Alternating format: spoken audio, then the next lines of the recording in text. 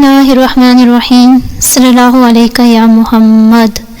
محبوب کو اپنی محبت میں پاگل کر دینے کا عمل، محبوب کو اپنی محبت میں غرق کرنے کا مجرب عمل۔ السلام علیکم رحمۃ اللہ وبرکاتہ۔ آج کی اس تحریر میں ایک خاص انمول عمل جو برسوں سے بزرگوں کے سینہ بسینہ چلتا ہوا میرے پاس پہنچا ہے، اور جب بھی اس عمل کو استعمال کیا تو اس عمل کی پورے اسرار طاقت نے ورطہ حیرت میں ڈال دیا، کیونکہ اس عمل میں ایسی تاثیر بخود ہے کہ جس کے لیے بھی کیا وہ محبت میں ایسا دیوانہ ہوا کہ پھر اس کو کبھی آپ کے سوا کوئی دوسرا نظر نہ آئے گا۔ انشاءاللہ یہ عمل جو ہے وہ محبوب کے پہنے ہوئے کپڑے پر ہی کیا جا سکتا ہے، یعنی اس عمل میں ایک خاص شرط ہے، اس لیے لہٰذا کمنٹ میں بار بار نہ پوچھا جائے کہ کپڑا نہ میسر ہو تو کیسے کریں، تو ان کے لیے صاف جواب یہی ہے کہ وہ پھر ایسے طاقتور ترین عمل سے گریز کریں اور روحانی عملیات اور وظائف میں سے دیے گئے کوئی دوسرے عمل سے گزارا کر لیں۔ انشاءاللہ اس سے بھی آپ کو فائدہ ہوگا۔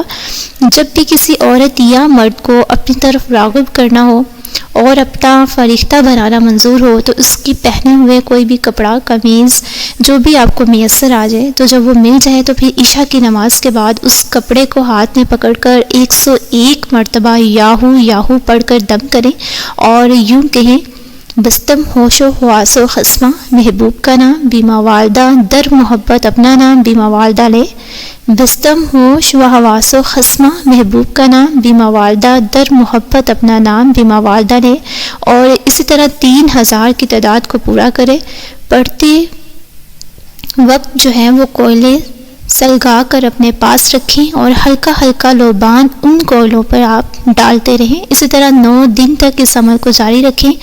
اگر اس درمیان محبوب آپ کی طرف رجوع کر لے تو ٹھیک، ورنہ 10ویں رات محبوب کے جو کپڑا تھے اس کے 3 حصے کرے اور اس کے 3 عدد فتیلے تیار کر لے اور گھی کے چراغ میں جلائیں اور پاس بیٹھ کر یاہو یاہو پڑھتے جائیں۔ حاضری محبوب کا تصور کرے کہ محبوب آ رہا ہے اور آ رہا ہے، وہ آپ کی یاد میں تڑپ رہا ہے، آپ کی محبت میں جن رہا ہے۔ اس طرح 3 دن جو ہے وہ یہ عمل کریں۔ انشاءاللہ تعالیٰ 10ویں دن سے آگے آج تک جانے کی ضرورت نہیں رہی۔ عمل کی اجازت کے لیے اپنا نام جو ہے وہ ضرور کمنٹ کریں اور یقین کے ساتھ اس عمل کو لازمی کریں۔ انشاءاللہ آپ کو اس کا ضرور فائدہ حاصل ہوگا۔